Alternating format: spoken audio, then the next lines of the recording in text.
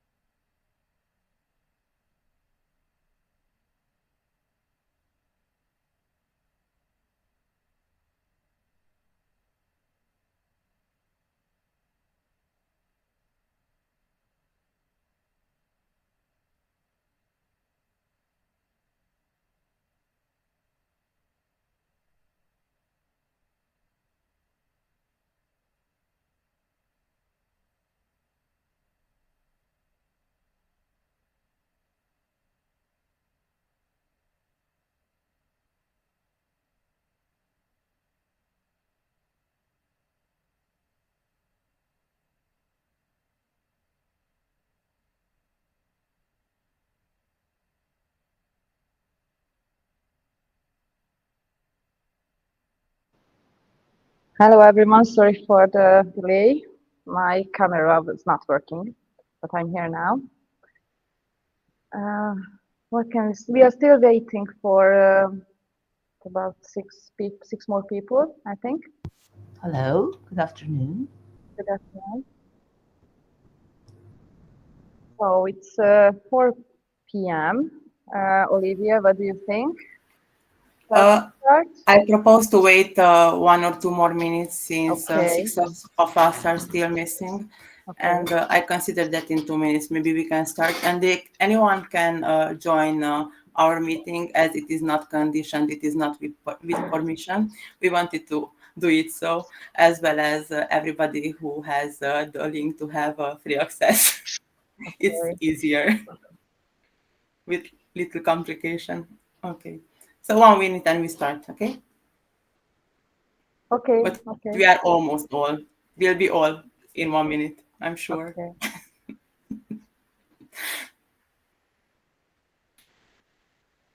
I would like to say that it's very nice to re-see some of you whom I've already met in previous projects. I already see faces whom I was missing and whom I really hope to meet in the near future. Like Alina. Are you okay, Alina? For example. Yes. And many other ones. And not only. Let's try this. Can you hear me? Olivia, can you hear me? Yes, I can hear you perfectly. Okay. Is it okay without my microphone headset, because the others can't hear anything now? So my colleagues can't hear because, I'm using this headset. So now we try it this way. Okay. You can experience. Yeah, okay. we try out. Okay, 2 more people is missing, I think. We are counting, yes. Like at school. Yeah. That's the reason why we are teachers. Now we are counting ourselves, not students. Okay. So how are you all now? Everybody is exciting for this? Yes, we are very excited. Yes. Okay. Start. I think. Okay, I propose to start. 1 person is missing, right? Okay. Yes, I think we are 29 now, so we can begin. So welcome again, everyone. We are now having a meeting, this inclusive classroom strategies. And I have the list, and I don't want to talk really much. So Hungary will be the first with the presentation about learning things, about the SEN students, and then the Czech Republic will present their own, and then Türkiye, Spain and Portugal. So this is the lineup for this meeting. So I give the microphone and the page for my colleague Andrea, and she will make the presentation. Olivia, do you want to tell anything more with this? If you have time, I can say a very short welcome speech to us all to our first seminar within the Erasmus Plus project, Connected Minds, United Actions.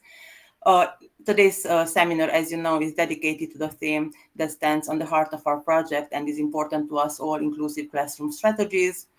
We are very pleased to host you all, to host us all, teachers from the partner schools, as well as teachers from the local institutions that are in fact part of our project, and we are very happy that they accepted this invitation. So thank you very much again for being with us within our activities and workshops and everything that is going on at local level. During the seminar, we'll explore practical approaches, examples from our schools. As I know very well, we'll also have a digital tool that's presented by one of our partners, used also within developing learning strategies at students. And thank you very much for participation, openness, dedication, and I hope to have a fruitful co-work in these 3 years. And Nikki, now you can start with the order of presentations, and thank you very much. Okay, thank you very much. You're much more better than me, you know. Okay, so first we will have a presentation, and I want to introduce my colleague, Andrea Kulcher. She's an English teacher, and she will make a presentation, so let's enjoy it.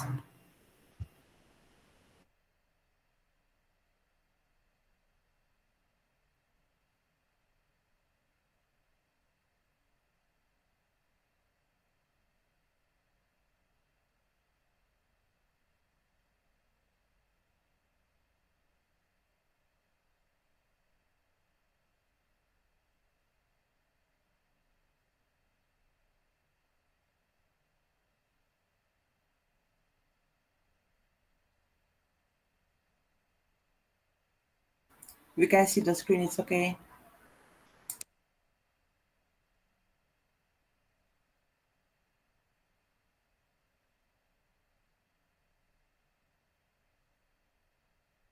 I don't know whether Andrea's phone is on, as we don't hear anything. Yes, we realized it a few moments, and we manage it. I think there is some problem with the microphone and the headset.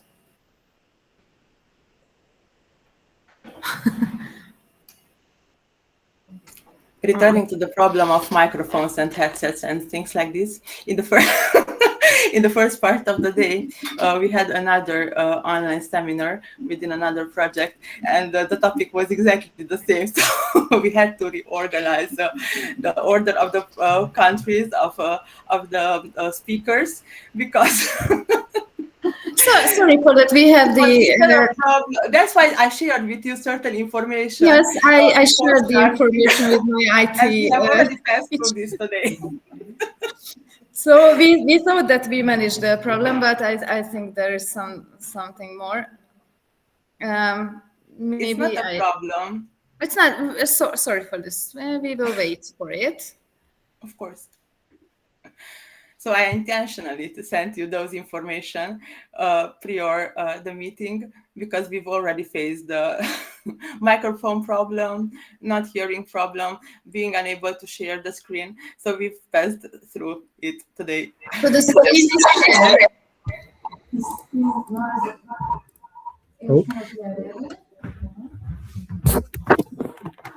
Okay, can you hear me now? Yes. Okay, that's not loudly, but yes. Okay, I try to speak up and start again. And sorry for the. Now it's much better. Okay, so again, my name is Andrea Kulcher, and I'm an English teacher at Terézvárosi Secondary Technical School and Vocational School.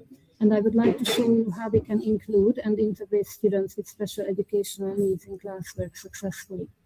This is a very complex issue, and it is very difficult to fit it in 15 minutes, so I just focus on the main issues. Okay, in a few words, I would like to introduce to you our school so that you can get a picture of our students and our aims, and you can see why we have chosen to talk about integrating SEN students.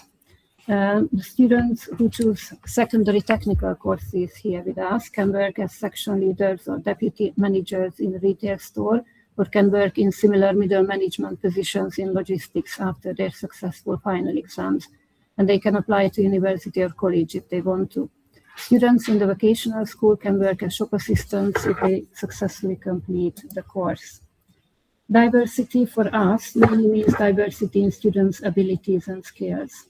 We need to address issues of learning difficulties and behavioral issues.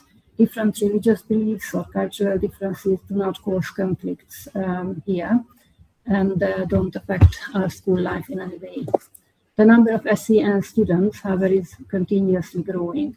Here you can see the number of students in technical school and the number of students in vocational school on the left. On the right, you can see the number of SEN students.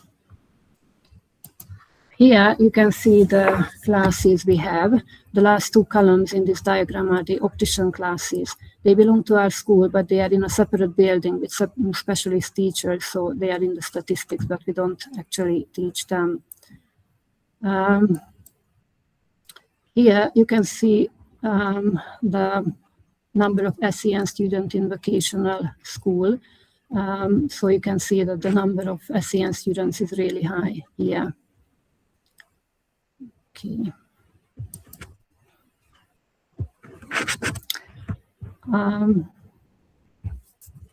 Sorry, I'm a bit confused now.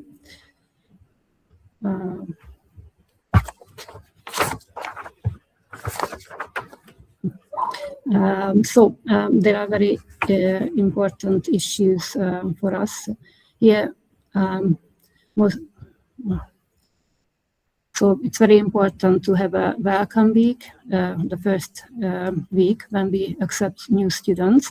We organize programs like class trips and visiting museums, team building activities, and different situations like that where we can get to know our students and we can have team building activities.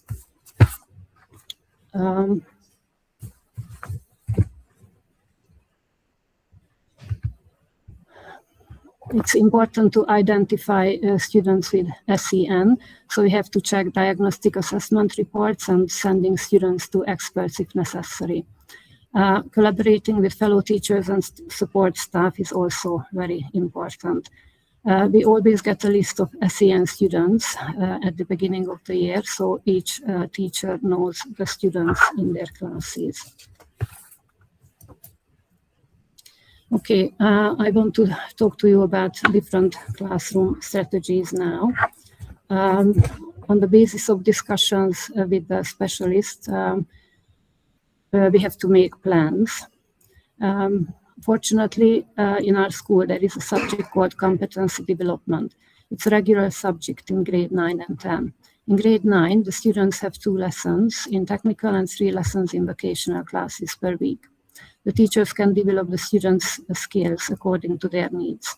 We also offer extra classes to students with learning difficulties. Of course, it's important to regularly monitor the students' development and give feedback to them. The classroom layout is also very important. It's important to ensure a friendly classroom. And it's also important to have proper furnishing and layout so that the students can move about and we can reorganize the classroom if it is necessary.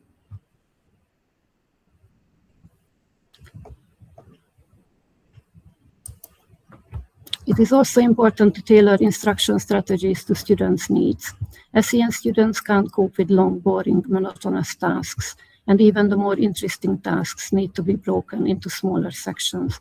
Between these sections, we can give students an interesting, relaxing task in a form that they prefer and enjoy. For example, the ever so popular Kahoot quiz or any other quick, fun task. Every student, but especially SEN students, do better when there are tasks that allow them to move about, interact with other students. So use diverse learning activities, various forms of collaboration, flexible grouping of mixed ability students so that they can help each other and learn from each other. This way they can share responsibility and learn how to contribute to the team's work.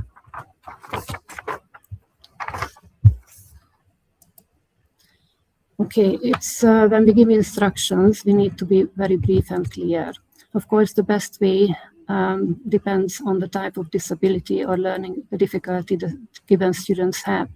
For example, a student with hearing problems can get the instructions in writing. A student with autism may benefit from visual supports, and students with dyslexia understand instructions better when they see and also hear them. It's better to avoid sharp contrast on the paper or screen, so don't use black and white paper if possible, use cream color and use different colors. It's also important to highlight the main points. Here you can see the instructions of a task. They are in Hungarian, but of course the content is not important. The point is the form. For a student with dyslexia, the first one is very difficult to understand and follow, but they can cope with short, brief sentences, especially if they are structured. Schools that have students with physical impairments can get advanced technology to support them, like audiobooks or text-to-speech or voice-to-text software. The teachers need to get advice on this from special education teachers or ICT experts. It's important to set clear, inclusive classroom rules and expectations, and it's worth involving students in rule setting. This can give them more motivation. Display these rules in multiple formats if possible. The simple language is important, and also the visual aids. Okay, it is important to develop student skills regularly. This can be done by interesting and enjoyable games too, and some of them don't take up too much time, so they can be inserted in almost any part of the lesson. As I have mentioned before, for SEN students, it's crucial to break the longer materials into shorter sections, and between the two, you can insert some kind of short but useful game. There are a number of such games. I'm sure everybody knows many of them. They can be played online or on paper too. Here you can see a few examples of developing memory, concentration, and logical thinking. Of course, you need to find proper ones to match the students' needs. And you have to, or you can differentiate here too. A student with more advanced skills should get a more challenging task. That's why it's important to know our students and plan carefully. You always need to take into consideration that an SEN student needs more time or a shorter task or easier task, maybe a different type of instruction, as I have mentioned. Of course, these games also depend on the grade students are in. In grade 9 and 10, there are more opportunities to fit in these games than in grade 12 or 13 before the exams. I think it's a bit more difficult to find games that suit the content of the lessons in professional subjects like economics or marketing than in English, but I think it's worth sacrificing a little time to that.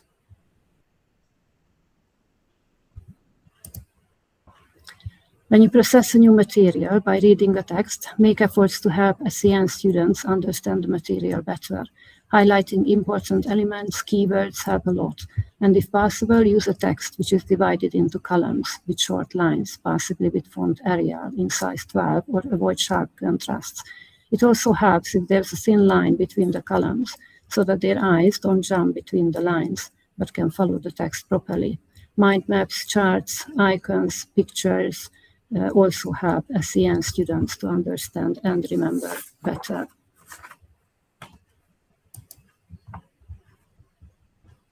Taking notes is also useful, but students need to learn how to do it properly. You can help students with different drafts or boxes that students can fill with the appropriate information. One of my colleagues has shared with us a draft she uses in her commerce class. She allows SEN students who struggle to use this guideline to do inventory calculations. Artificial intelligence can also help SEN students. Another colleague of mine, István Rabotsky, who is here with us today, has shown me how he uses it to help students. There's a Hungarian application called Red Menta, where teachers can upload materials and create tasks for students based on this material. So he teaches his students how to use the AI chatbot, and that can answer students' questions or create tasks on the uploaded material. This way, students can practice at home, and the teacher can make sure that they access safe and reliable materials, as the AI only uses the material that the teacher has uploaded.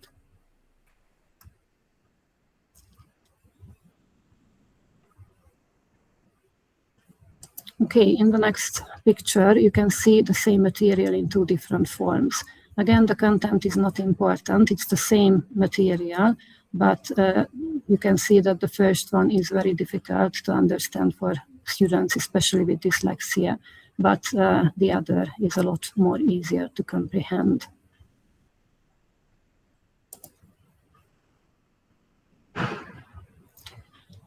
In an inclusive classroom, frontal classwork doesn't suit the various needs of the students. When forming groups or pairs, we need to take into account the students' skills, special needs, but also their personalities. In an English lesson, there are a lot of opportunities to put students in pairs or groups. A student with more advanced English can help an SEN student a lot. For example, to speak about a topic, and they can get more confident in using the language. And often SEN students are more relaxed to speak to their peers than to a teacher. Project work is also very important in inclusive learning. Probably the best way is to put students of mixed abilities in a group and give them collaborative, clear, designated tasks in order to make sure that each student contributes. It's essential to give clear instructions in an appropriate form, monitor and give feedback during the process. It's also possible that the student assign roles in the group, but everyone must contribute. Give visual aids, checklists, and assistive technology if possible. Set achievable goals and expectations. It's important to teach social skills, make students listen to each other, be patient, tolerant, and respect each other's opinions.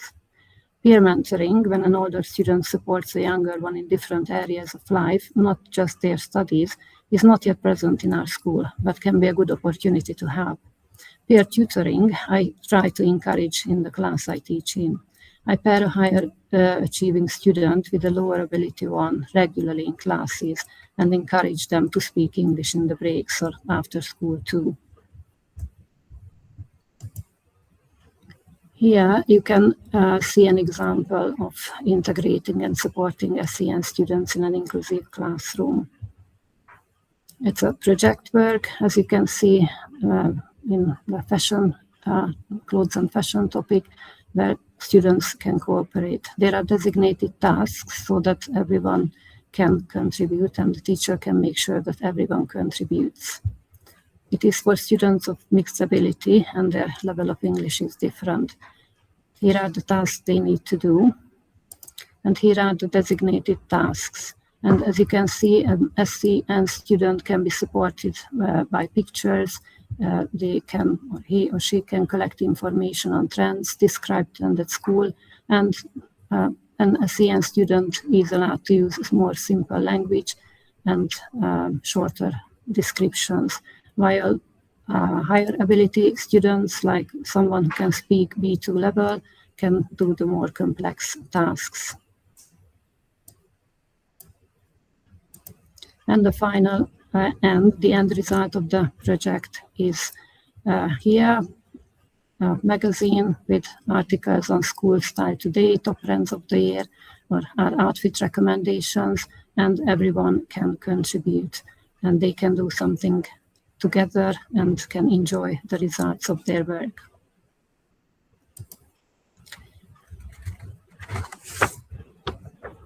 Another useful and effective way of integrating SEN students in the inclusive classwork is the station method.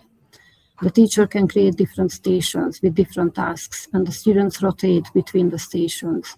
This gives them a chance to move around and do diverse tasks tailored to their needs. Here is a short example of this.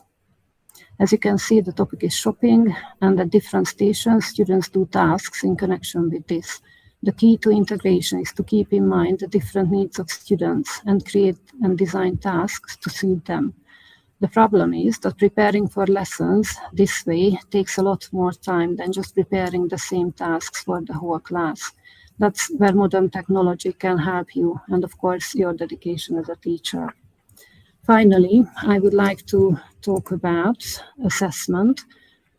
In our school, depending on their condition, they can take speaking tests instead of written ones, or they can sometimes choose the form of assessment. So sometimes it's better to give the students the opportunity to show what they know in different forms. It can be project work or presentation, not just in written tests. However, when written tests are necessary, SEN students can get either fewer tasks or more time. Some students who struggle with handwriting are allowed to use a laptop. In more serious cases, students can get exemptions from taking an exam in a certain subject and take an exam in another. So these are the most important aspects of this very complex issue. I hope I have managed to give you some ideas you might benefit from. Thank you for listening, and I almost fit in 15 minutes. So thank you for your attention.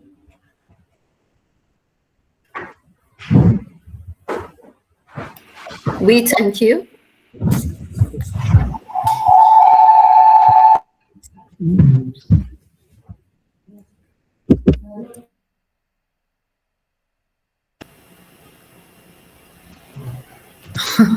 Okay, so thank you for your attention. And Rute, do you have question, or I don't know? No, I've just clapped my hands.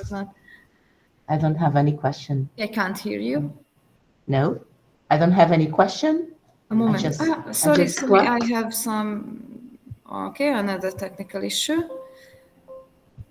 Okay, Rute, I'm here. I don't have any question. I okay. just clapped my hands. Okay, so anyone has any question?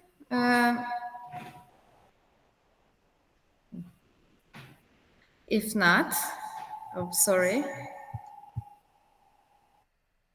Maybe many microphones are open, and that's why we are hearing. Yes. So now it's okay. You can only hear me. If there is no question, I want to ask for the second performance presentation at the Czech Republic. So I give the word to the speaker of that school.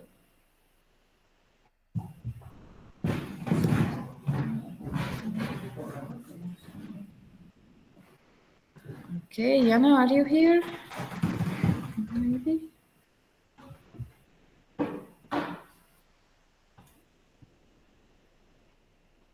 Yes, we are here. We are trying to. Okay, we are waiting. We know this. Hello, everyone. We are trying to share the presentation. Okay, take your time. Don't worry. Just a second.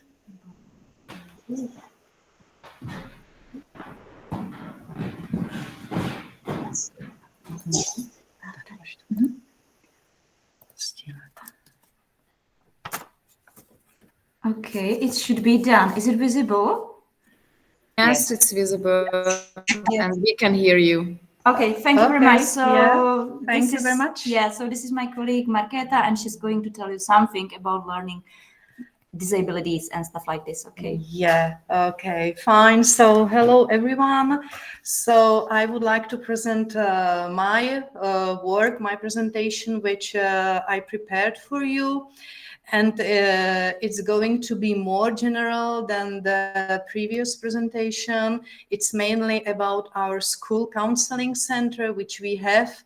And the members of this center are responsible for helping students with learning difficulties and special educational needs.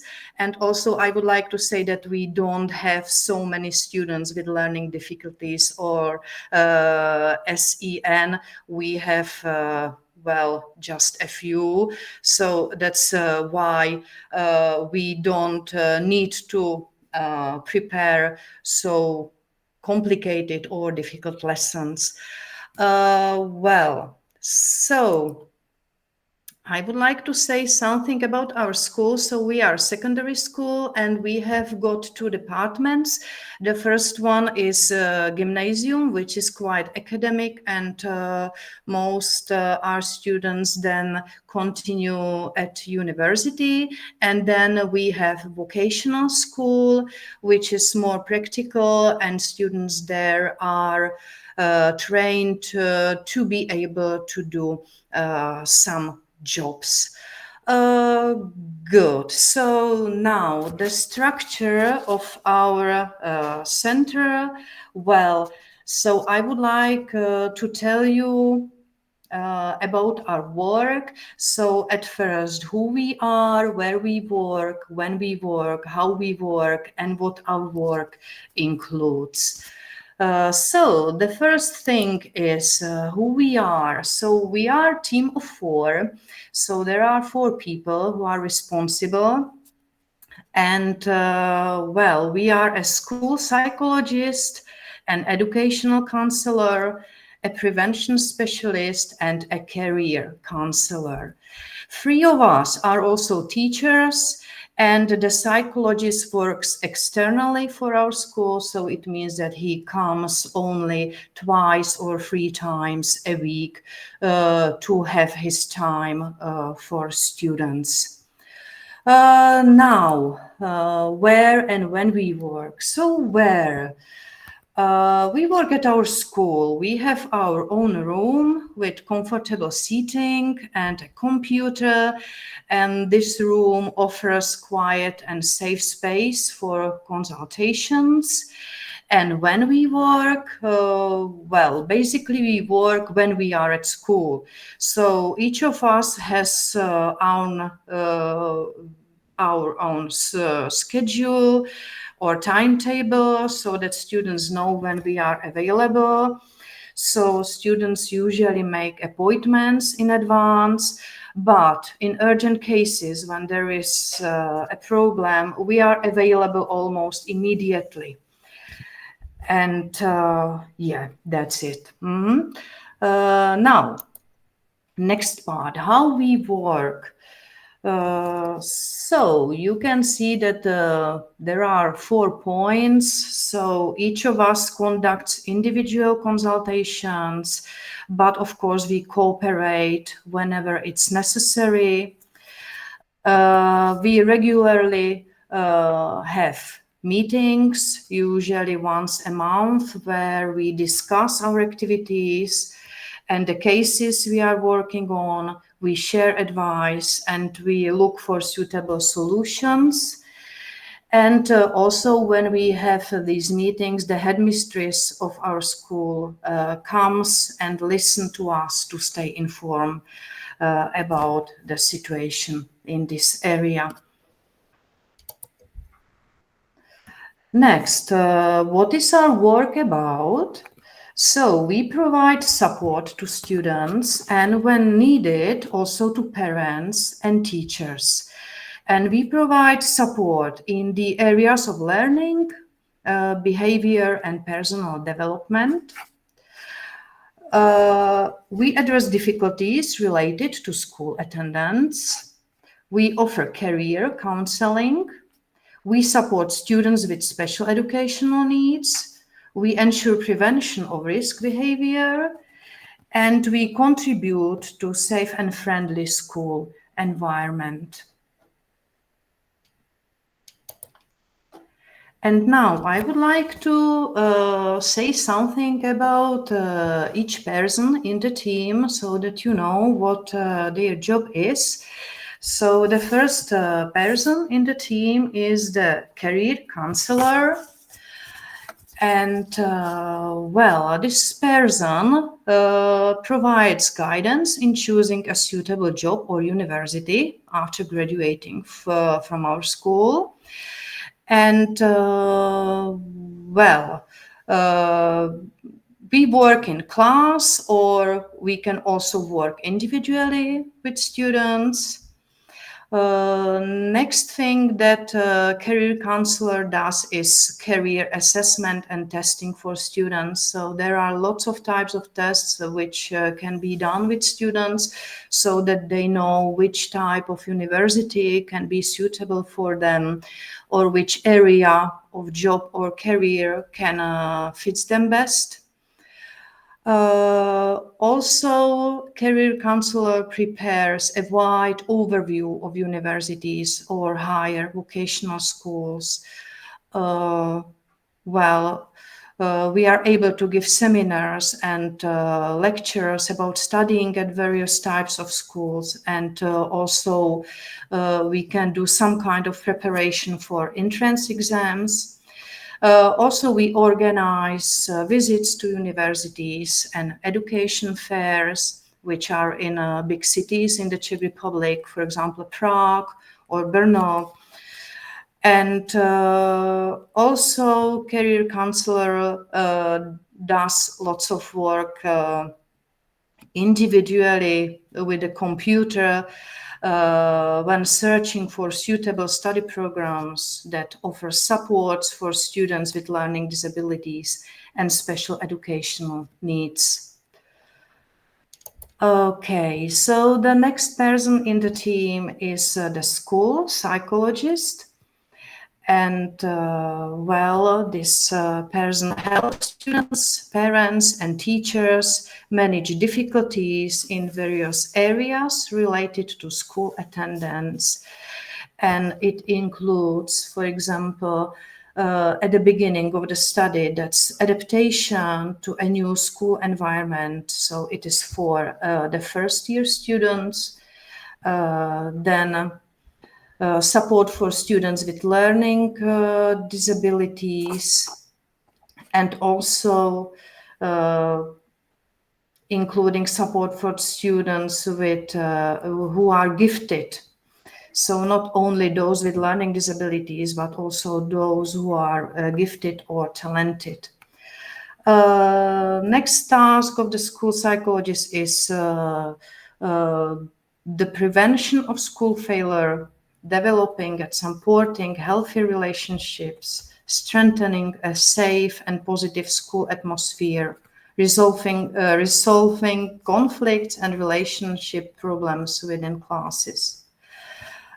School psychologist works with students individually or sometimes in classes, and also provides crisis intervention in difficult life situations.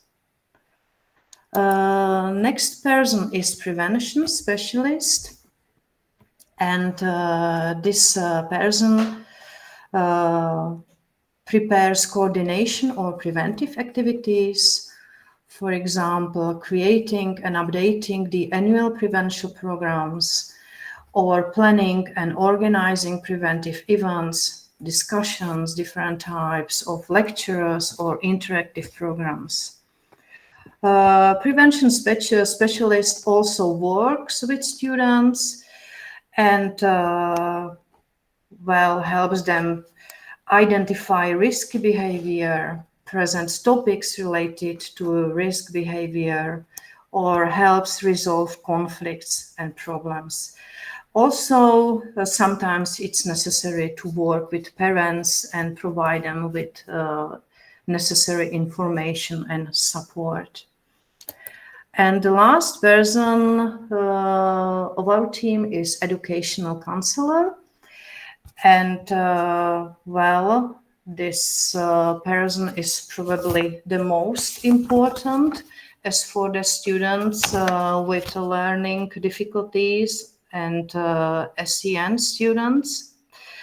So this person helps students with difficulties at school, academic, personal, and social. Also cooperates with parents and teachers when it is necessary to find solutions to a student's problems. Coordinates care for students with special educational needs and participates in creating support measures.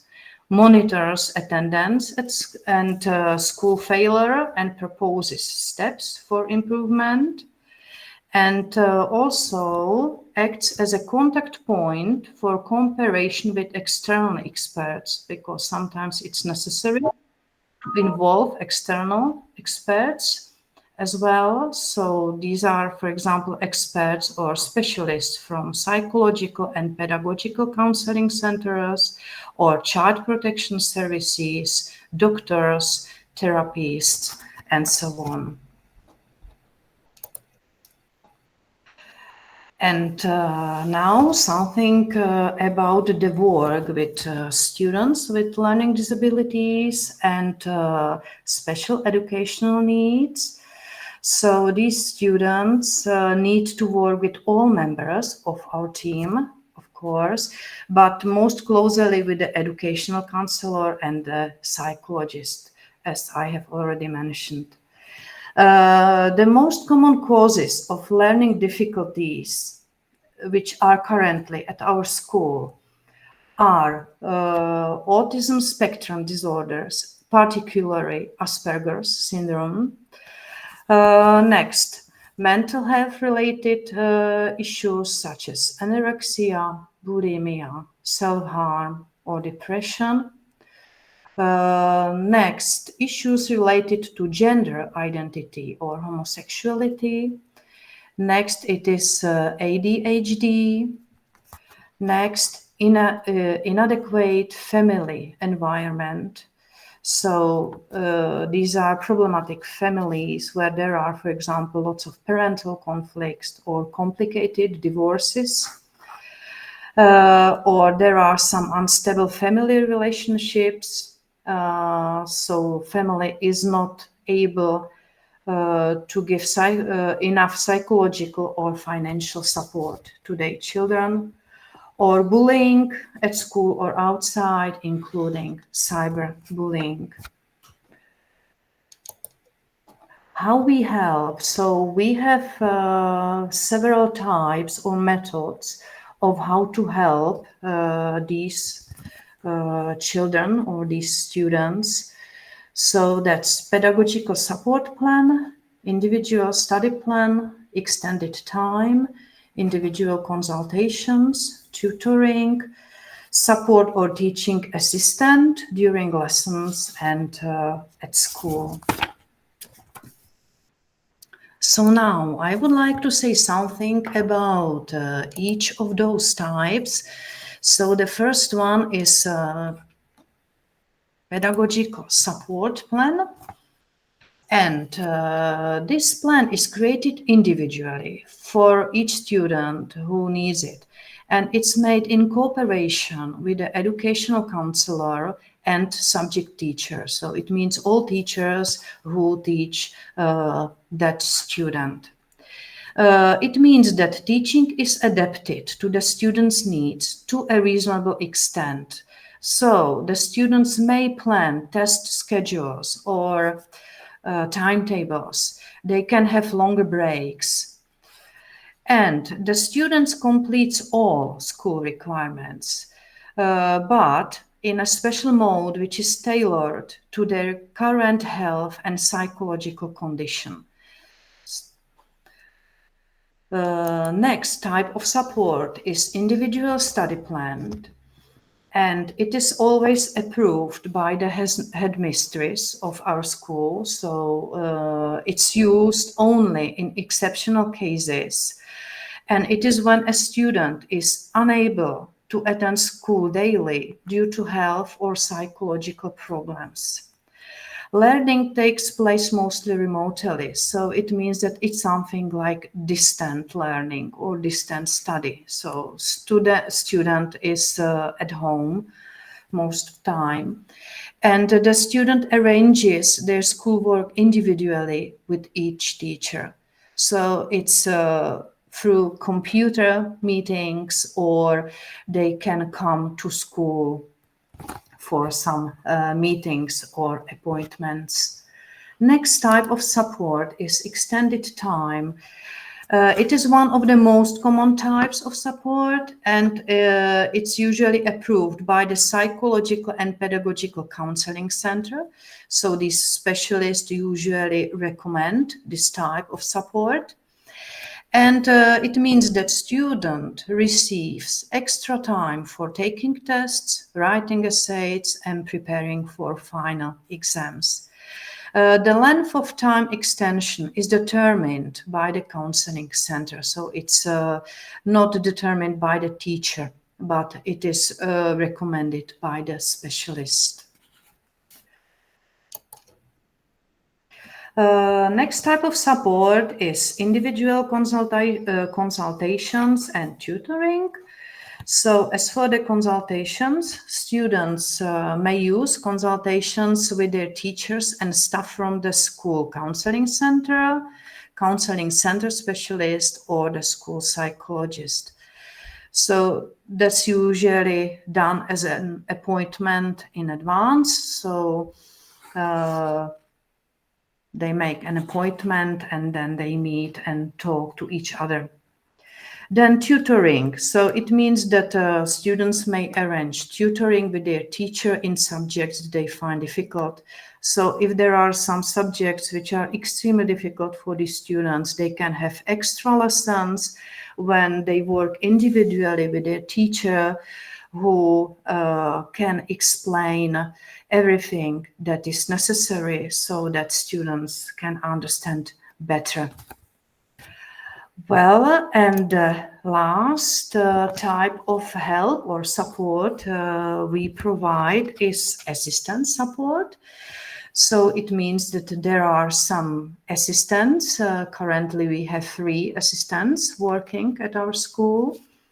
And this type of support is for more serious learning disabilities, and it is always upon recommendation from the counseling center. And students may be assigned an assistant who helps them manage daily school activities. All assistants cooperate with the educational counselor and the school psychologist. Well, so that was the last part from me. So thanks a lot for your attention, and I believe that it was clear enough for you to understand. And thank you very much. Thank you very much, Marketa. It was very good, I think. Do you have any questions?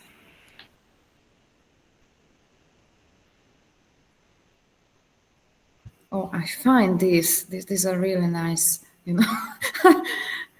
Okay, so if there is no question, I give the words to the other participants, and the presentation is now for Türkiye, and I give you the microphone and feel free to start.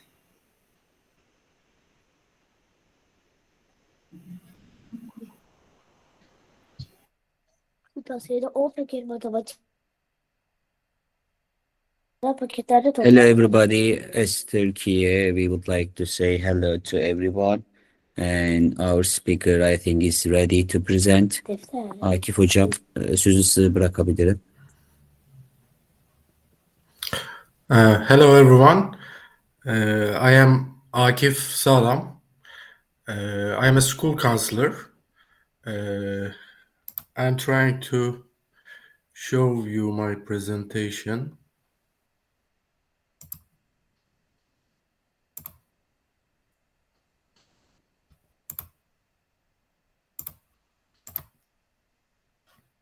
Can you see the presentation? Yes, we see. Yes. Mm-hmm. Okay. I will talk about the linguistic and cultural diversity from a counselor's perspective. Let's begin. Linguistic and cultural diversity, inclusive practices for emotionally safe classrooms. What we can do, we will look creating welcoming environments where all students feel valued and supported. What can we do? It's a pleasure to be here with such a diverse group of educators from different countries. Today, I'm speaking from the perspective of a school counselor, a role where we see not only how students learn, but also how they feel, how they adapt, and how they struggle when their language or culture is different from the dominant classroom environment. We will look emotional well-being, cognitive needs, and support systems. Linguistic and cultural diversity is not simply an academic challenge. It's deeply connected to students' emotional well-being, their sense of identity, and their belief that they belong in the learning community. In the next 20 minutes, I will share with you emotionally safe strategies that create psychological safety, culturally sensitive approaches that honor diversity, and practical applications, techniques you can use immediately. Let's ask this question: why inclusion is a mental health priority? From a counseling perspective, inclusion is not only about accessibility, it's about psychological safety. Students who speak a different language or come from a different cultural background often experience anxiety, fear, embarrassment, confusion, trauma, and some other impacts. Anxiety about not being understood. Maybe fear of making mistakes. Embarrassment is very important due to the accents, maybe, for example, and confusion around unfamiliar cultural norms.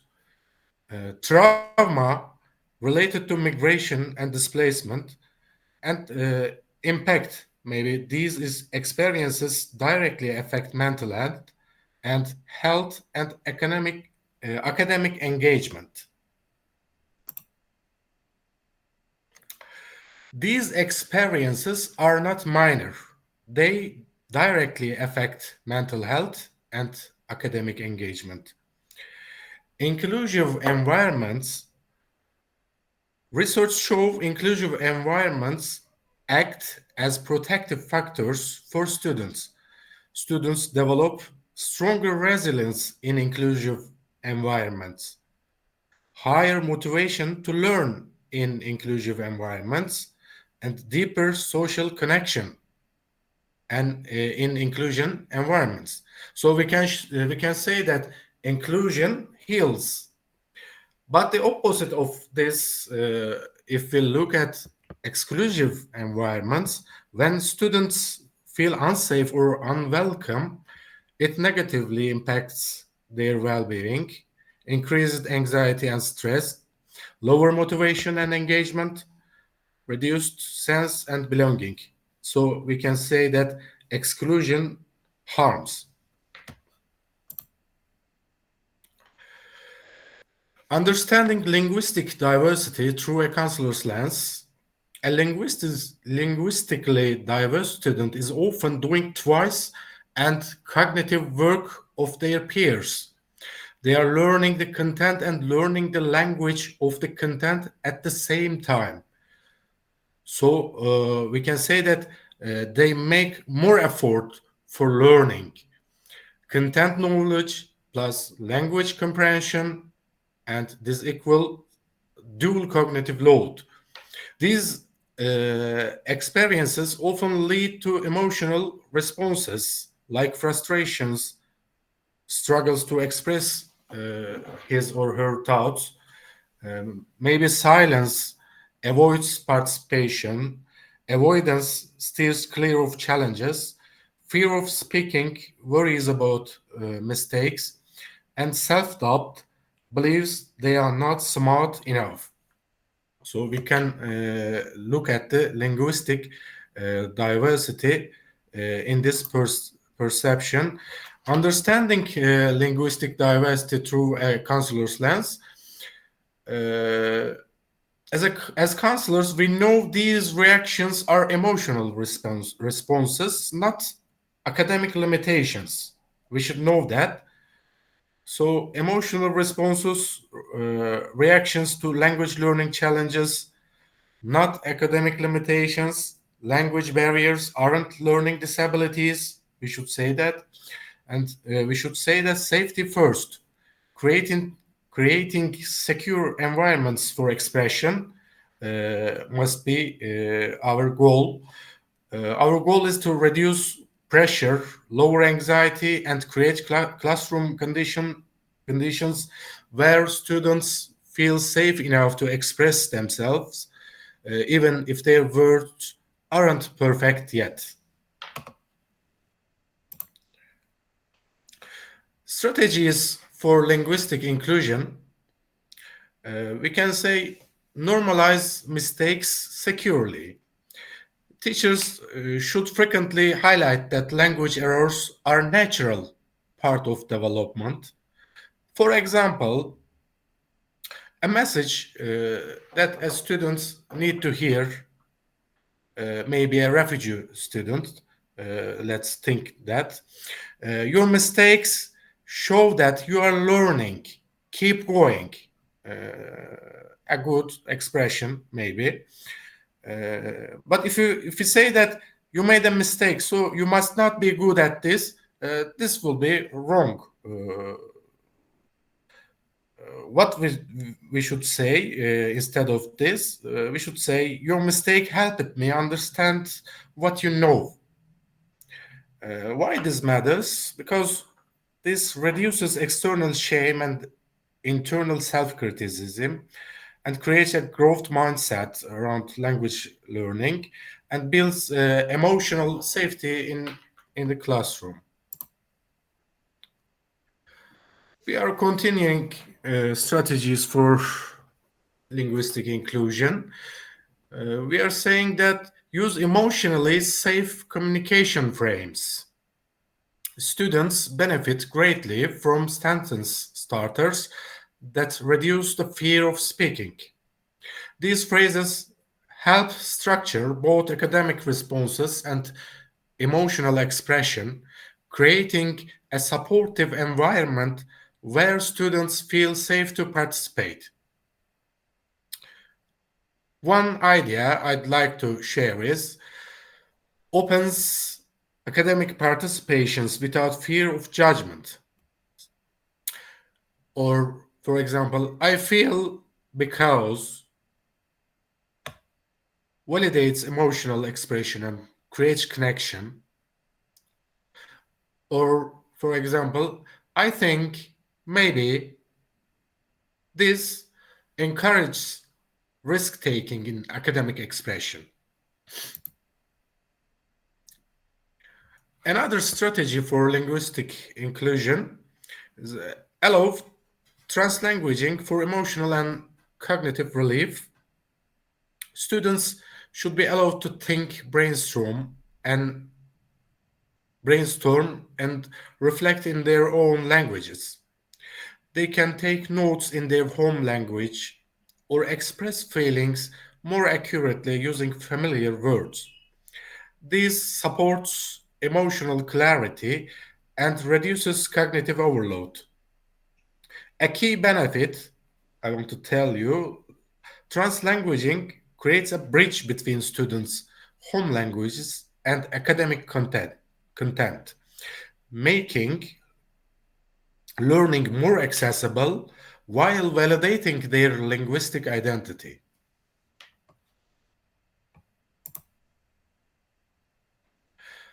Another strategy for linguistic inclusion, we are saying that offer dual scaffolding, academic plus emotional. Academic scaffolds, visual gestures, and simplified instructions are academic scaffolds that support language learning. And emotional scaffolds creates a safe environment where language can flourish. For example, short check-ins validating statements, predictable routines, or encouraging tone.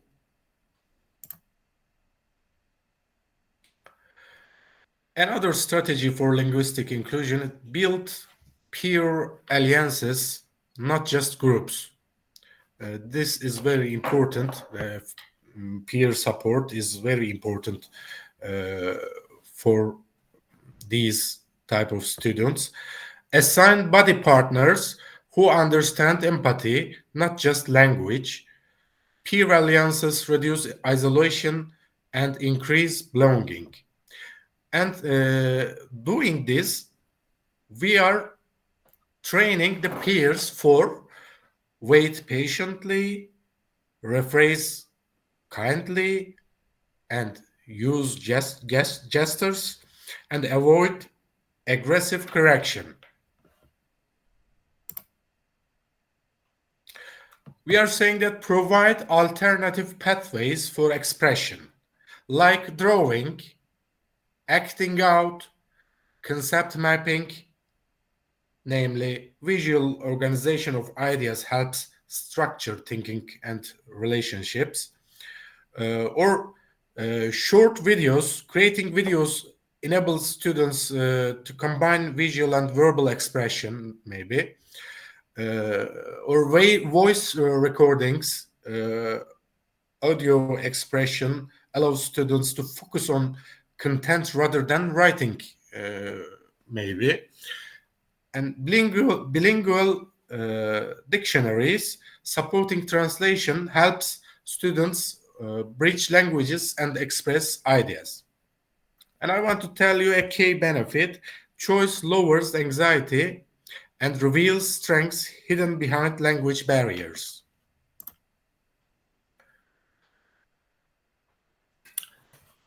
After linguistic inclusion, we can talk about the cultural diversity from a counselor's lens. Culture influences how culture influences students. Show respect. We are saying show respect. Cultural norms determine gestures, eye contact, and forms of address used to show respect. Respond to authority. Students from different cultures may show deference through silence, indirect communication, or specific gestures. Ask for help.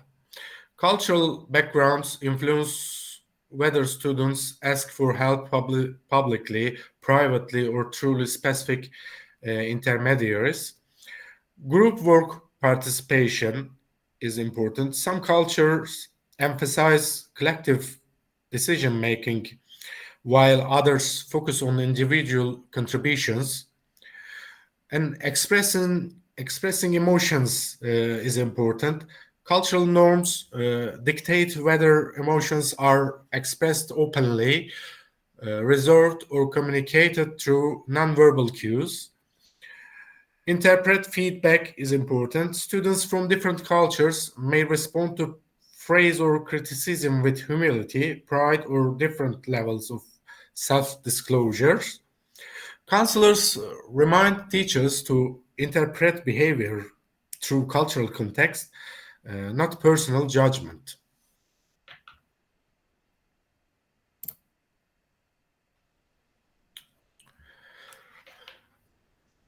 Yes. Unmotivated appears passive or disengaged, culturally learned from a politeness. In some culture, direct engagement is considered impolite. Students may show respect through apparent disengagement. These differences that we should be careful about seeing the students. Rude may seem disrespectful or confrontational. Respect for silence. Some cultures value thoughtful silence before speaking. What appears rude may be sign of respect of the speaking turn, and passive behavior, minimal participation or input, hesitation to stand out, maybe. In cultures that value group harmony, students may avoid standing out publicly to maintain collective comfort. When interpreting student behavior, ask yourself, is this behavior a reflection of my cultural lens? Or is it rooted in the student's cultural background?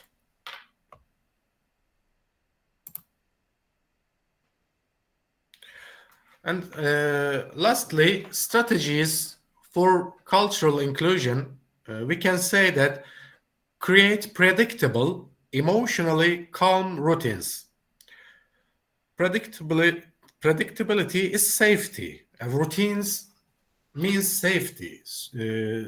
So students from different cultural backgrounds feel more secure when they know exactly what will happen in the class, how to participate, how success measured. And some implementation tips: use visual agendas, daily schedules with icons, maybe, consistent instructions, some words, some order, routine-based transitions, predictable patterns between activities. So we say that when students feel safe and secure, they are better able to learn and take risks.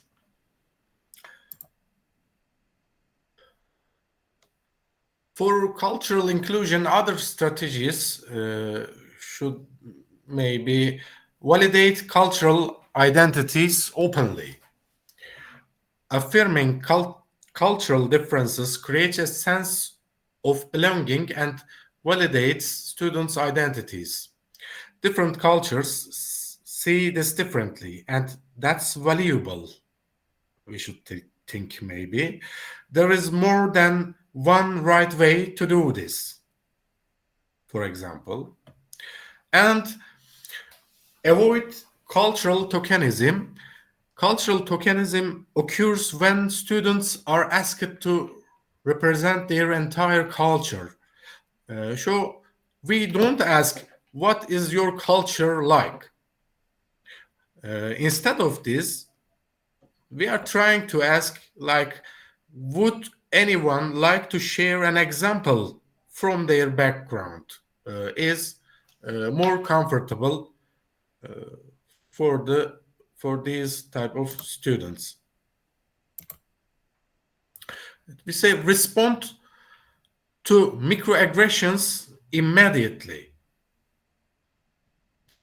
Comments about accents, names, clothing, or traditions can be deeply hurtful. In this classroom, every culture deserves respect. Let's rephrase that. We should say that.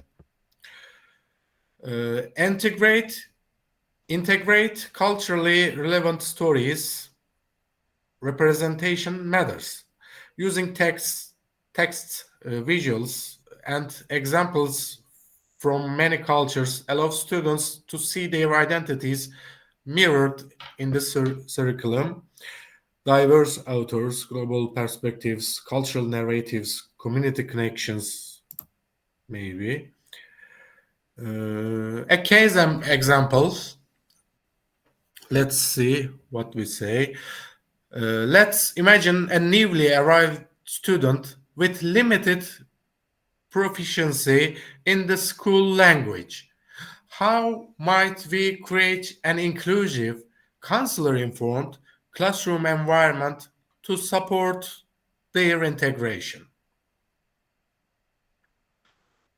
What we say about this is visual agenda provides clear structure and reduces uncertainty about classroom activities and routines, calm emotional climate, vocabulary pre-teaching, peer buddies, we talked about this, nonverbal response options,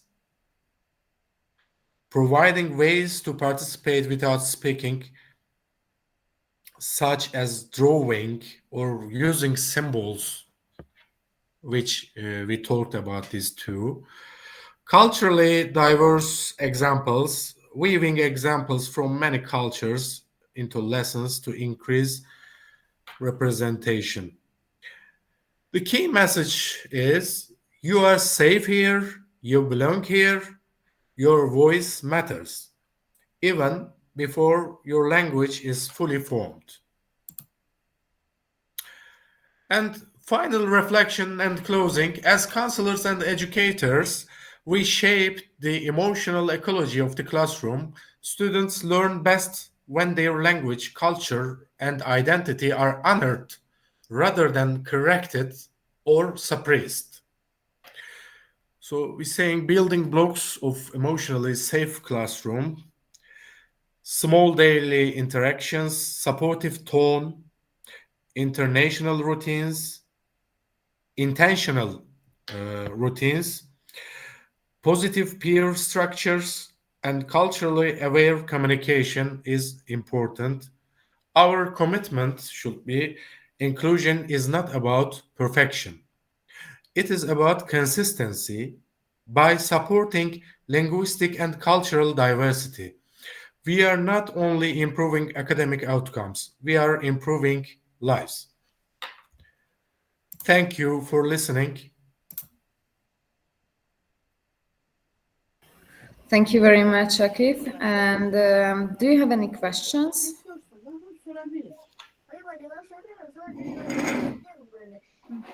And I also would like to thank our precious expert Akif Sağlam for his contribution to our project on behalf of Turkish project team and the other teams as well. Teşekkür ederiz Akif Hocam. Thank you very much. Good evening to everyone. Thank you very much. So I give the microphone to the Spanish team. If you are ready for the presentation. Now the screen is for you. Hello everyone, good evening. And our speaker is called Merche García Bermejo.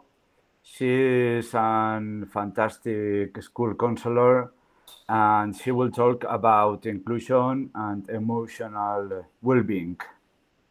Go on, Merche.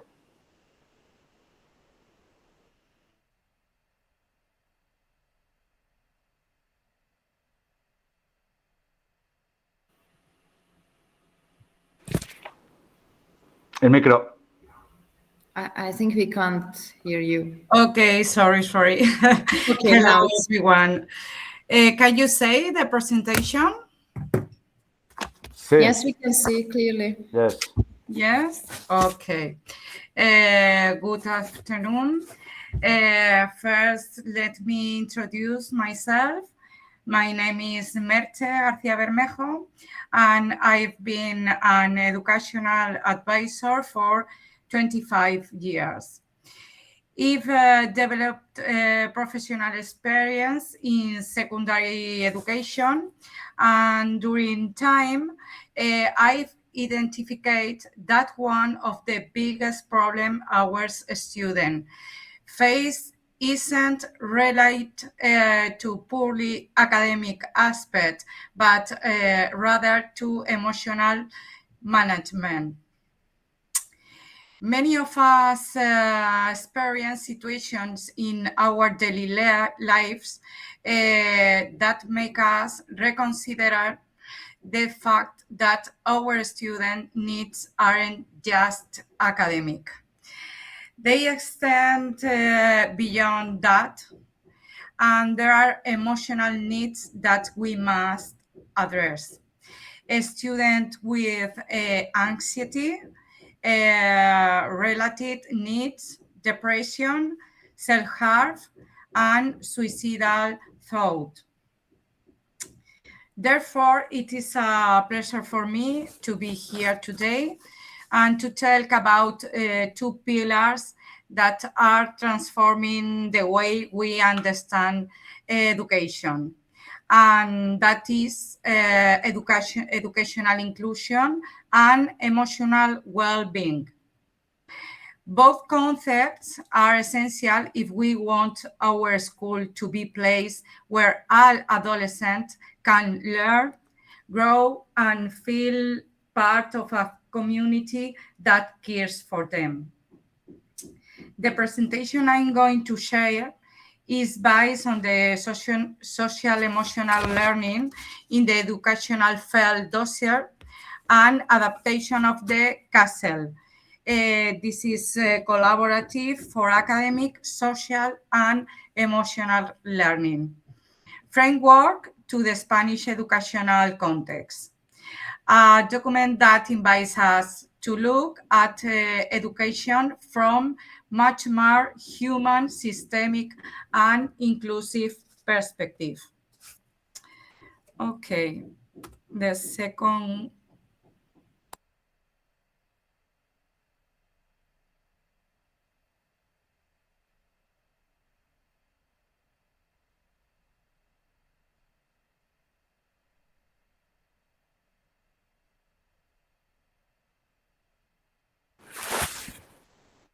Merche, the micro. Sorry. Sorry. What do we mean by emotional well-being at the school? Well, when we talk about emotional well-being, we are not just referring to feeling good. We are talking about the state in which a student feels safe, valued, and equipable of facing the challenge of school life. According to the World Health Organization, well-being is the ability to recognize our abilities, manage every pressures, work productively, and contribute to the community. And his school, this translates into something very simple. If a student feels well, they learn better. Emotional well-being is the foundation of creativity, attention, coexistence, and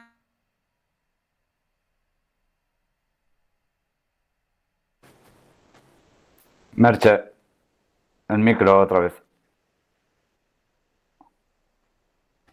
Sorry again, I don't understand what happened.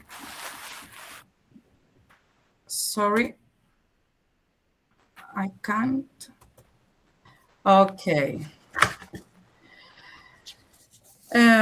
This is the part I explained, and yes, what the final, yes, is the emotional well-being at the school, safety and respect, active participation, personal development, and positive relationships.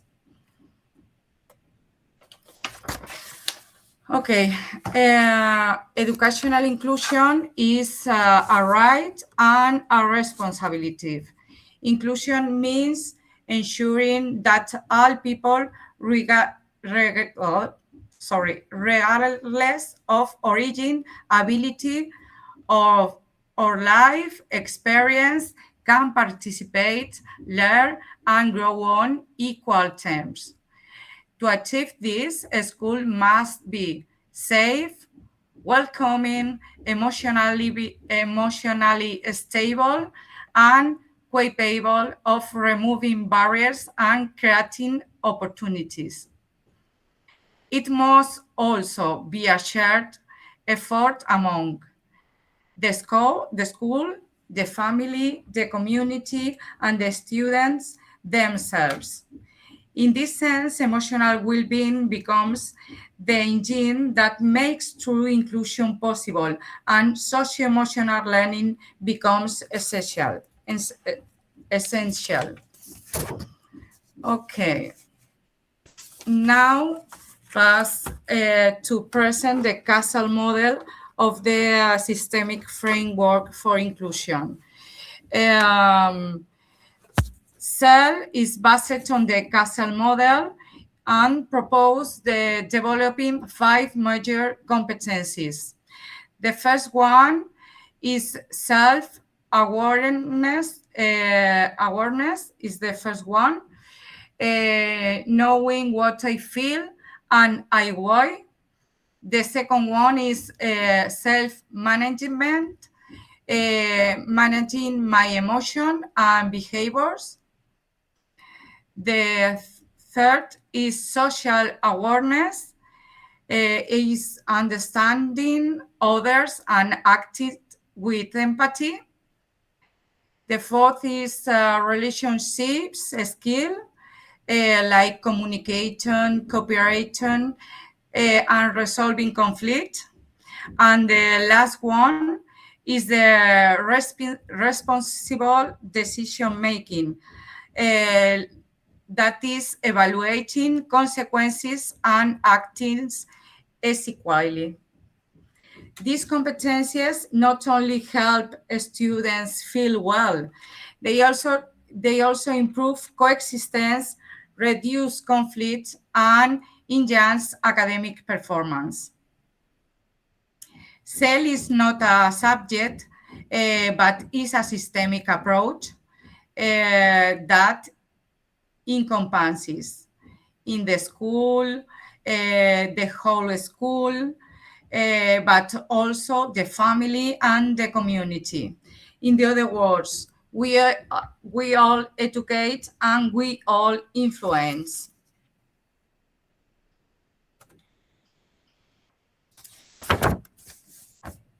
Okay. This is, yes. Okay, this picture is about I speak and continuum, sorry, yes. This is, okay, social and emotional learning is that's all, and I speak after. Okay. Continue. The next one is what scientific evidence tells us. Research is clear and compelling. Well-implemented socio-emotional programs led to better academic results, less emotional distress, fewer disruptive behaviors, greater sense of belonging, improved school climate, and greater well-being for teachers. In other words, the emotional supports, the emotional supports the academic. An emotional healthy school is a more inclusive, is equitable, and effective school.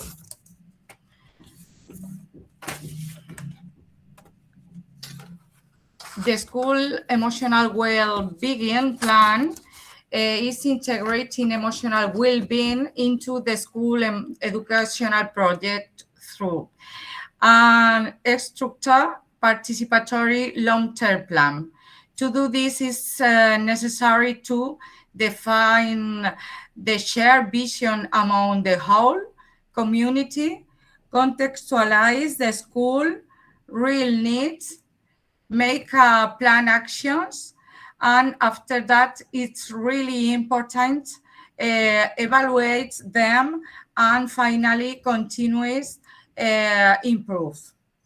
This plan is not just another document, it is the backbone that turns emotional well-being into the defining feature of the school.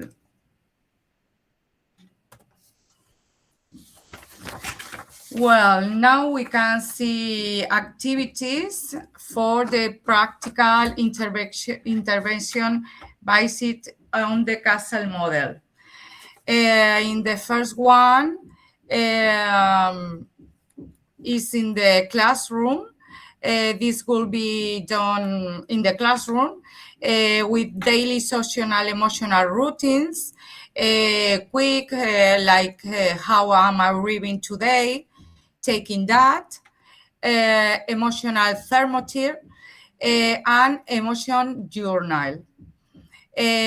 On the other hand, restorative practice, they help rebuild a relationship after conflict, reducing humiliation, shame, and isolation. We will also plan emotional regulation activities, breathing, mindfulness, pause, stop, think, and act technique.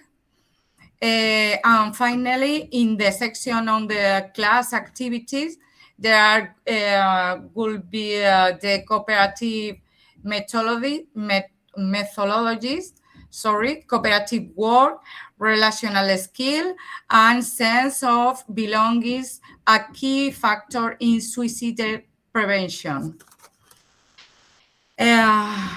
Okay, at the second level, will be activities at the school. A school emotional well-being plan is the school educational project must be designed through our participatory process. It includes welcoming protocols, safe space, structures for the student participation, comprehensive coexistence, management, and based on egalitarian dialogue, violence prevention, and attention to socio-emotional needs. So teacher training in adult cell is focused on emotional skills, well-being, and early school interactions. With the families in the second step is family education programs, focus on emotional communication, meetings to explain self and its connection to mental health, guidance on wording sync. And finally, with activities with relation with the community, our coordination with the social and health service, community activities, then strengthen support networks, service learning projects that increase self-efficacy. Okay. In order to make a pre-assessment, we need to have as a reference point the 10 CASEL indicators. Is a guide for inclusive and emotional safe school. To ensure a systemic and high-quality implementation, the model offers 10 indicators. The first one is explicit cell instructions. In the second one, cell integrate into academic teaching. After that, student participation and voice. In the fourth time, supportive classroom and school climate. 5, adult cell. 6, comprehensive equality and coexistence management. Cell integrate into the support system. 8, real family involvement. 9, partnerships with communicate agents. And finally, system for continuous improvement.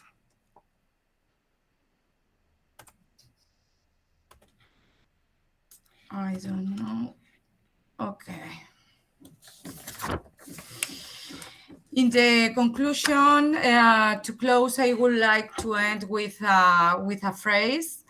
is when a student feels safe and supported, they are truly ready to learn. Inclusion is not improvised. Emotional well-being does not happen by chance. Both require vision, commitment, and coordinated, intentional educational actions. Building emotionally safe school is not only a good prize, it is a right of childhood and is obligation of educational system and profound act of social justice. Okay, if you need, you can find more information about that in the Collaborative for Academic, Social and Emotional Learning, castle.org, and that's all. Thank you very much for your attention, and that's all. Thank you. Thank you very much for the presentation and for the informations. And any questions? No, just clapping. Okay, it's really nice. So the next one is Portugal. So Ruta, and your speaker, it's your turn now. My speaker is Carla Louro, and she will present herself. Okay. Good. Are you listening to me? Perfectly. Yes, thank you. Good afternoon, everyone, from Alentejo, Portugal. Thank you, Ruth, for the invitation. I hope you enjoy what I have prepared for you and that it meets your expectations. My name is Carla Louro, and I am a special education teacher with 30, 31, 32, I don't recall, years of experience. And most of my work has been with deaf students. Now, as part of my work as special education teacher, I collaborated with the Technology Research Center where I access students with diverse needs, recommend appropriate tools, and provide teachers with support on how to use these tools in their classroom. It's my work this year. At the moment, as part of my work also, I spend a lot of time exploring digital tools that can help support students' development. In this context, I am going to introduce you a tool that is excellent support to the inclusion of students with different needs, Book Creator. I am going to do a slightly different presentation from you. I am going to talk about a special tool, a special app for me that helps my teachers here very, very much. Are you seeing? Oh, no, I'm not sharing my presentation. I forgot, sorry. Let me see. Okay, Ruth. Perfect. Yes, perfect. Thank you. Let me see if this works. You are on the second slide now. Are you seeing the second slide? Yes? Okay. Yes. Why digital learning matters in inclusion?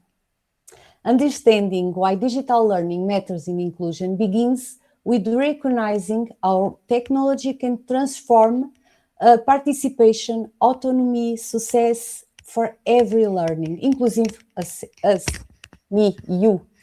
This becomes even more evident when we consider that 50% of the global population with disability, according to the World Health Organization, 50% have difficulties.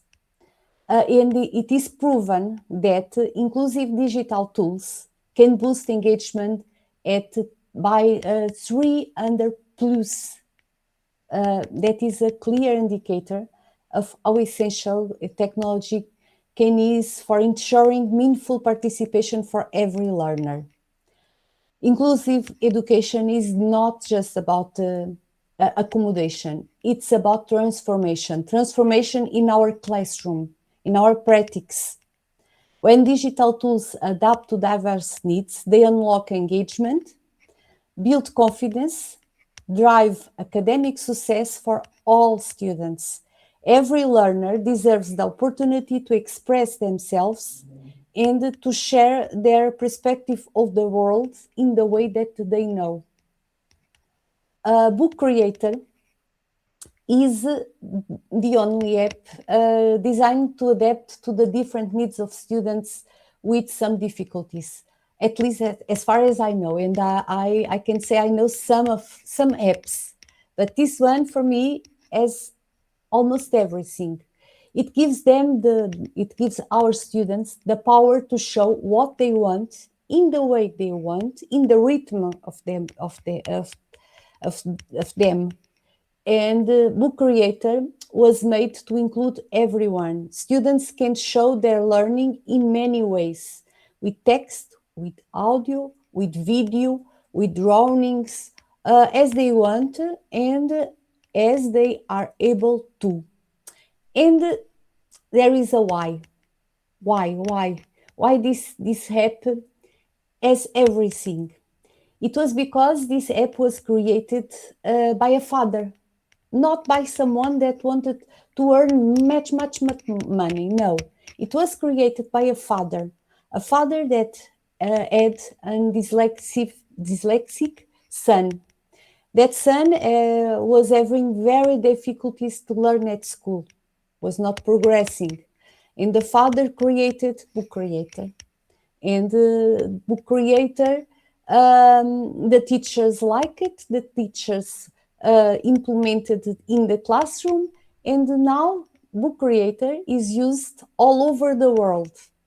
And there are about 50 million books that have been made with Book Creator. It's much. It's very.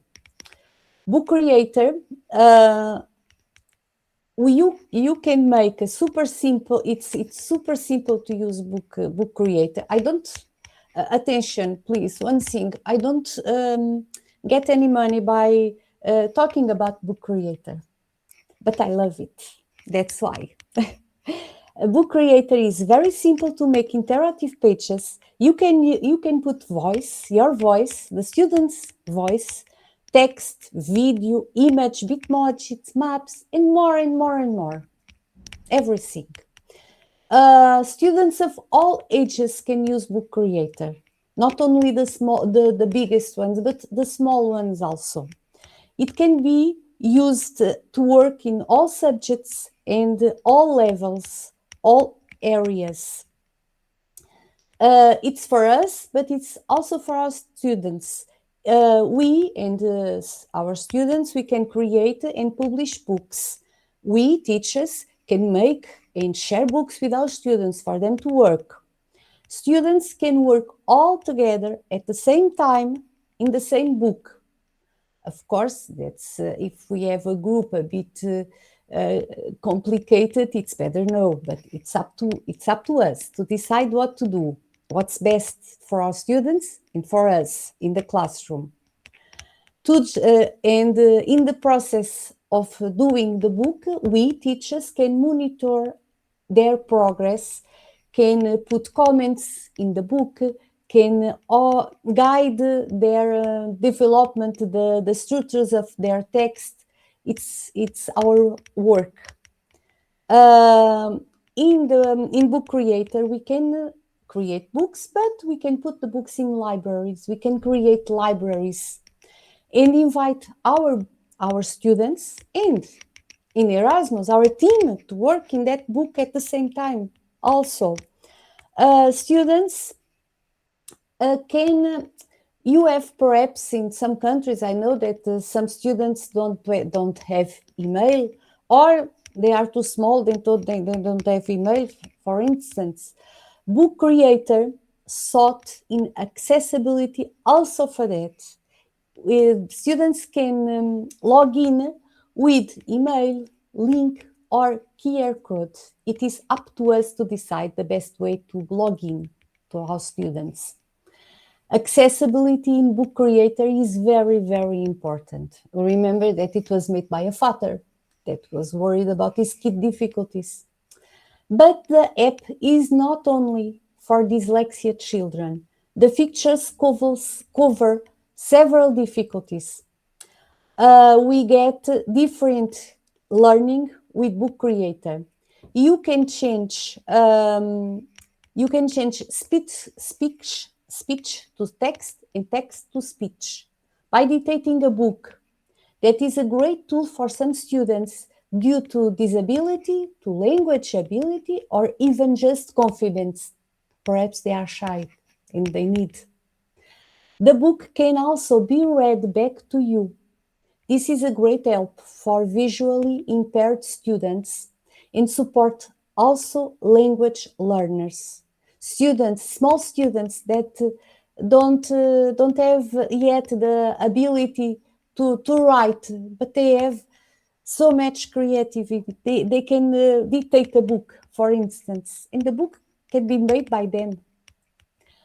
And also, you can also add alternative text descriptions to image, and that gives context for visually impaired users on screen readers. You can put the book and the students can hear if the image that you are seeing, but it doesn't see, what's in the image. You can put it there in the students' ears. Book Creator is also available online in different language. Now 120, but it's growing. It says it has another ability, another feature that is great. The reading in the writing, right to left text in Book Creator. We usually write and read left to right, but some countries, they read the other way around, as Arabic and Hebrew. When you type in Arabic or Hebrew into Book Creator, the app will detect it and display the text right to left. The accessibility gets there. Book Creator, of course, if it was developed for a child with dyslexia, it's no surprise that Book Creator comes with the open dyslexia font, of course. It has spell checks and predictive text also. That is a thing that we are used to in our laptop, in our phone. We are used to see any words that are misspelled, that are underlined in the text, but in the apps we are not used to that. I don't know if you are, but Book Creator does that and helps the students to see if they are writing well, the right way, or don't, and it helps. We have the possibility to use switch control to turn pages. In cases of brain paralysis and problems with motor skills that we have in our schools, we can adjust to the laptop two switches. One reads the book and the other one turn the pages. It's allowed also with Book Creator. Types of devices. You can use Book Creator works in Chrome, Apple Safari, Edge, and in iPad. Not yet in Firefox or Internet Explorer. And it won't work in small screens such as iPhones, smartphones, and small laptops. It's not possible yet. With Book Creator, we and our students, we can make books, but we can also make everything we want and more. And if we let our students, they will be creative, more creative than us. Teachers can use use Book Creator, as I said, in all subject areas, and they made, as we enter in the app, we see that they created already digital portfolios, poetry books, science reports, learning journals, guides, comics, and so on. It's up to us to decide what to do with Book Creator help. In Book Creator, you will see that it has a page where you can find lots of free ebooks in their website that provided activity ideas and lessons for students of all ages. That resources are separated by subject, by language, different language, and by collection. And it's also about gives us the opportunity to search also books by grade, and sometimes that is helpful to see what other teachers have done in their grade to get ideas. It's good. Now I put there, you will have the presentation, and I don't know if I can share that, but there is 3 ebooks that was made by Book Creator. The first one, it was made specific to an autistic girl here near Porto Alegre. It came from the difficulty of finding books specific to the autistic students. It was a joint project between the school where the girl is, the research center where I work, and another school. Everyone took part of this creation, some with drawings, some with voices, and we put it all together and put the pictograms. The second one was made by my students. It was our participation on a competition that was launched by Book Creator. To do that, the Book Creator usually launch contexts for us to participate with our students. In that one, it was on that book, it was made on COVID, where we were all at home, and they won the 25th place in the world, in all the world. It was all in their homes, seeing I share, and they see, wow. After that, they send us some candies and chocolate. When we return, we had the present, the cookies. That was a gift, very, very good for them. The third one, it is a book that Book Creator and some teachers create books, create set of models of books that we can use in our classrooms with our students. That book, All About Me, has different tasks that we can share with our students on Book Creator, and they complete all about me, who I am, what I do, what I am afraid of that, or what I like most. That is all in that book. I don't know if I can share with you, but I get back and then I will try. Just I want to share that with you also. Since we had only 50 minutes to present the tool, it's few. I want to, if you are interested in this tool, you have here three documents in the YouTube.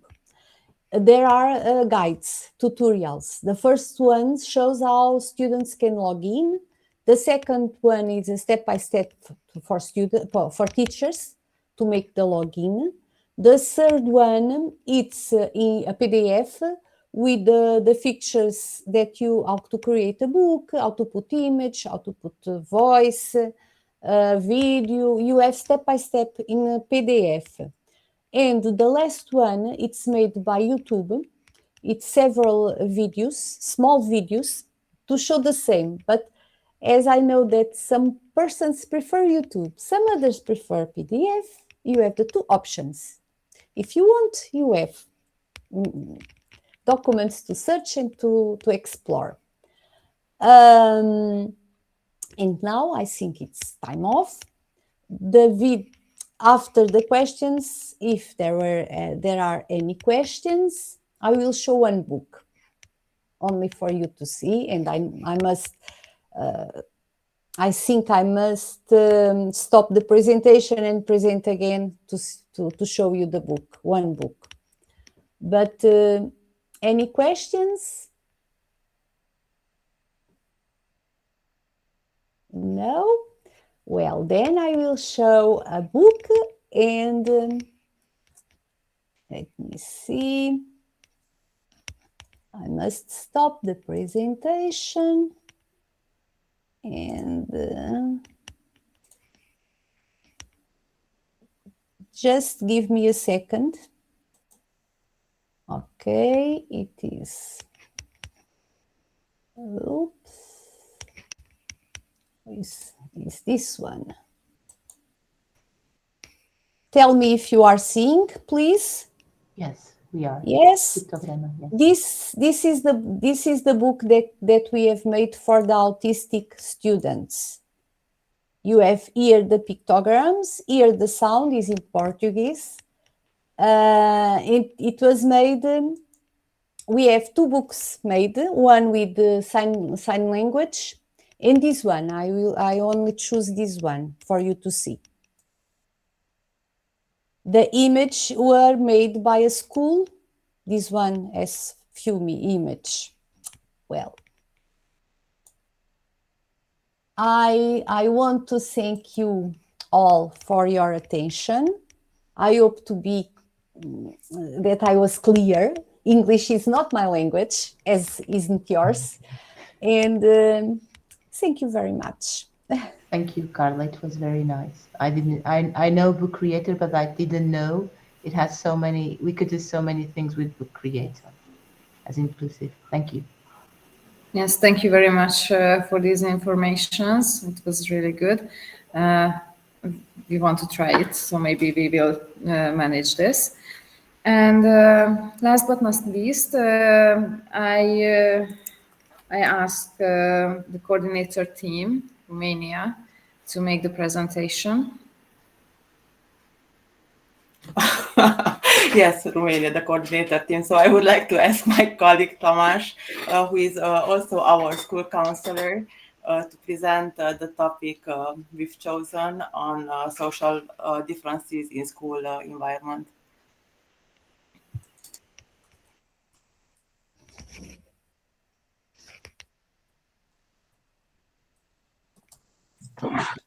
So, good evening, everyone. My name is Thomas, and I will present you the social difference difference in background, in social backgrounds. I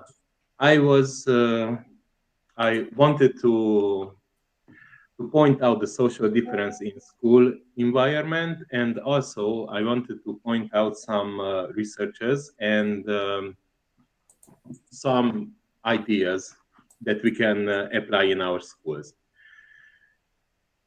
So, the first thing is we need to bridge the divide, understanding social and background and differences in our schools. Our objectives will be defining social differences and backgrounds factors in schools, explore how background affects learning and well-being, showing evidence-based strategies teachers, schools can use to promote equity. But I recommend, because it is very simple, you just need to become an engineer and build bridges to close the gap between students, social differences, nothing complicated, and we can go home if you want. So, social difference and social different background meanings. What do we mean by difference in background? This refers to the diverse personal histories, resources, and cultural context students bring into the classroom. The social differences among students encompass variations in socioeconomical status, race, ethnicity, gender, language, culture, abilities, and family background, impacting their learning.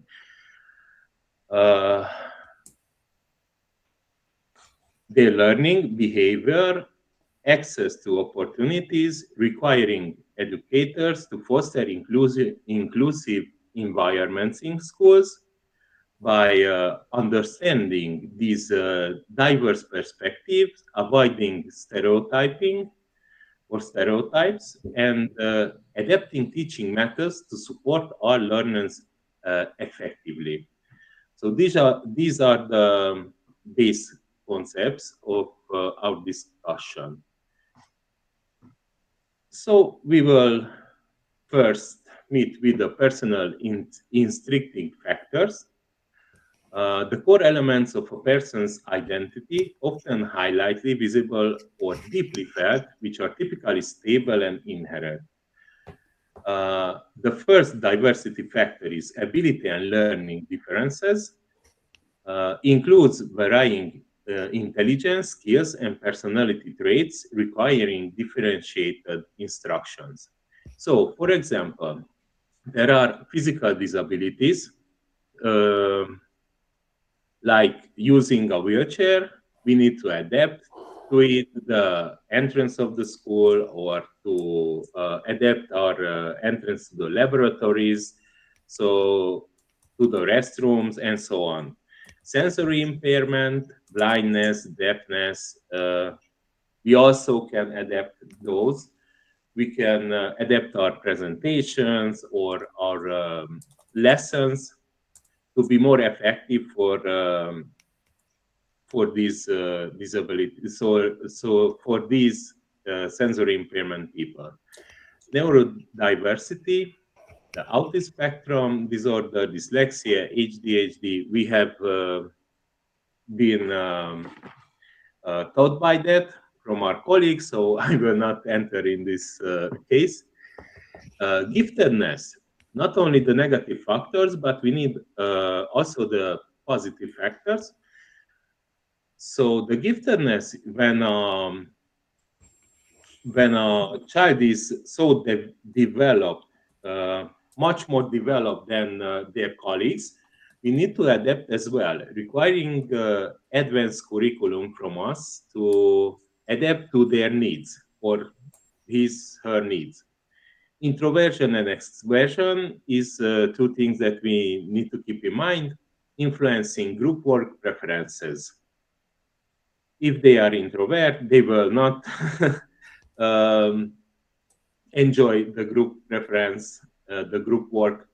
If they are extrovert, they will, and they will also enjoy the collective parts and other activities. And we need the special needs students. I will enter this on the next slide. So the second diversity factor is gender identity and roles, affects social expectations, opportunities, and family roles. Traditional masculine and feminine roles require or presumptions from parents. Like example, the expected household duties, the expectation how to help them, what kind of help they require from the child, and so on. The third factor is race and ethnicity, shapes cultural experiences, behaviors, and communication styles. It should not lead to stereotyping. This is a small bracket to make. Sharing specific ancestral heritage, different hair skin textures requiring specific care, shared historical experiences, and I will also enter from the cultural side of this on the other side. So the second big factors are the social and cultural factors. These factors are related to the environment in which a person is raised and the norms, beliefs, and interactions they acquire from their surrounding community and society. The first diversity factor is language and culture, creates diverse communication norms and learning approaches, bilingualism, trilingualism, and so on, is common and valuable. Okay. Primary language or mother language differs from the official language of the country they are living in, having a specific regional dialect or accent, for example, adherence to specific religious, cultural, and so on holidays, communication styles, direct versus indirect, comfort with silence, cuisine, and food culture. We have very different traits, and we need to appreciate the others from this side of view. The second one is race and ethnicity. You see here also enters the ethnicity and the race structure. Cultural celebrations and dress codes. Cultural celebration are the holidays and the cultural historical events that are related to that nation or that culture. We can also think about the dress codes or clothing preferences. For example, wearing different clothing accessories and different clothing styles, community networks and social support system tied to ethnic groups. So they make a strong group from this, and intergenerational storytelling are making traditions and shaping the culture and the personality of the children's. Okay, the third one is contextual and environmental factors. These factors relate to the external resources and the circumstances that directly shape a student's opportunities, stability, and access to educational support. The first one of the diversity factors is social-economic status, influences access to resources, quality of education, and likelihood of pursuing higher education. For example, low-income family qualifying for free, reduced lunch or other material advantages from school or from the local authorities. High wealth families attending private schools or after school lessons, more sport events, or even sporting, and so on, they have a wider opportunity to educate and to develop their child. The third one is housing stability, experiencing homelessness or frequent moves between cities or homes or even states. The fourth is access to technology. For example, no personal computer or reliable internet for homework, or the wealthier families can have access to better configured accessories and technological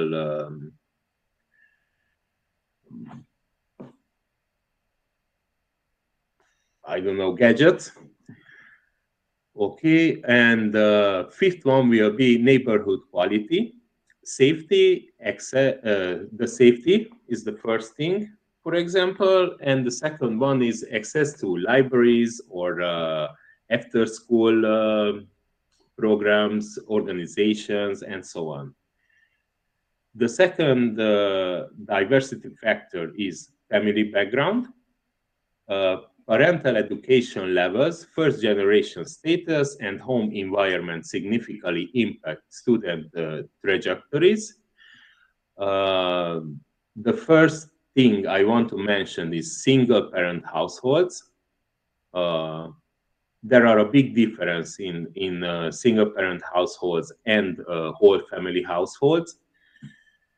There are big differences in parents' education, being raised by grandparents or guardians. The frequent moving also enters here, not only in the socioeconomical status, having caretaking responsibilities for siblings or elders. I had in other schools some bad experiences regarding this, because I had many students where the child of 11, 12-year-old child needed to stay at home and not come, and she didn't have the possibility to come to school because she had to make everything in the household. Means their mother was not working, so we have to take care of these factors. Okay, responsibilities around the household. I said that first generation students, first in family to attend college. It is something new in the family. They don't know how to manage the situation, and there are difficulties in this. Okay, examining the impact, challenges, and path to inclusive education, social and economic background differences shape students, classroom engagement, achievement, and well-being.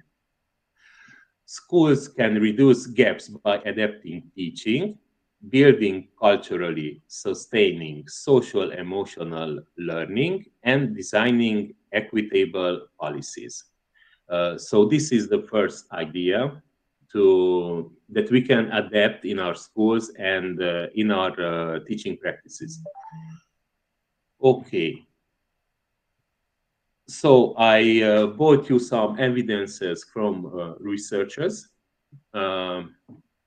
Research shows that mismatches between academic contexts and working class socialization contribute to class disparities in school outcomes, not only individual deficits.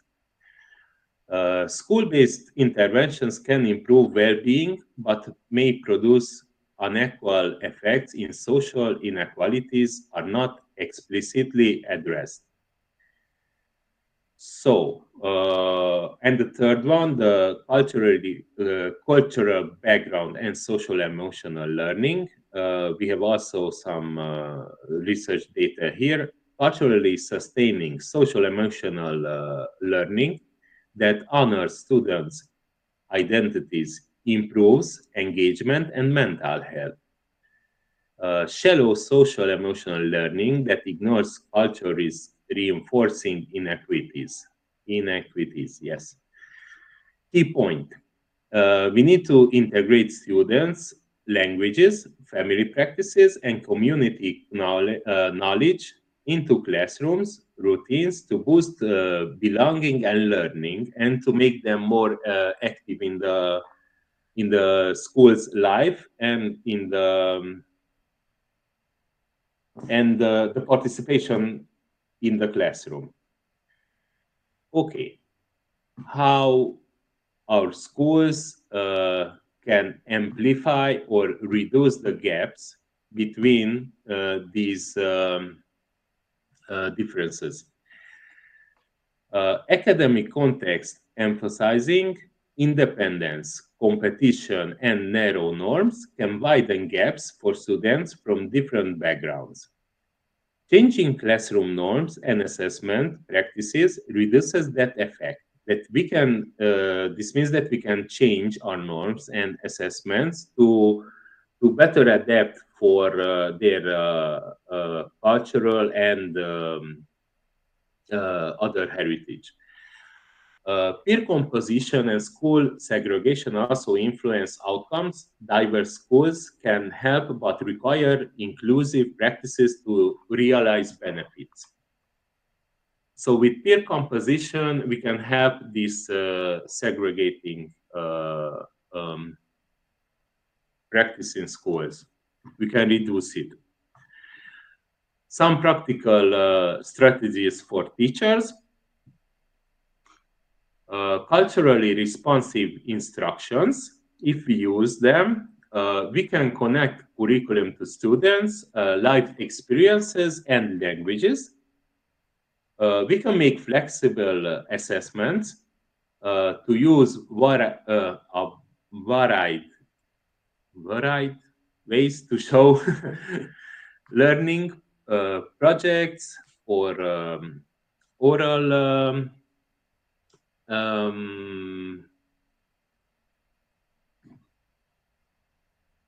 oral assessments, and they can make portfolios that are personally, the subject is personal for them. The third one, explicitly teach social and emotional learning with cultural relevance. Include community stories and family practices. This way, the students will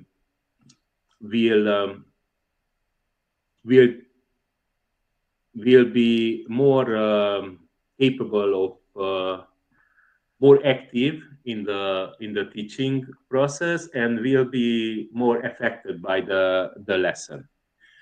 Okay, we can introduce some classroom norms. We can balance with them the independence with collaborative relational tasks to support diverse socialization styles. The last one, but not least, family and community partnership. Invite families as co-educators and use community assets. This way we can obtain very valuable information from the family, and we can see some aspects from the family and social background of the child. These approaches align with research showing context methods more than blaming individual students. So we can also adapt some school-level policies. These policies should be resource allocation. We can target supports to students with greater need with some practices like tutoring and counseling. The second one, the professional development, we can train staff, what we are doing now. We can train staff in cultural competence and equity-focused pedagogy, okay? The third one is data use, monitor outcomes by background to spot gaps and evaluate interventions.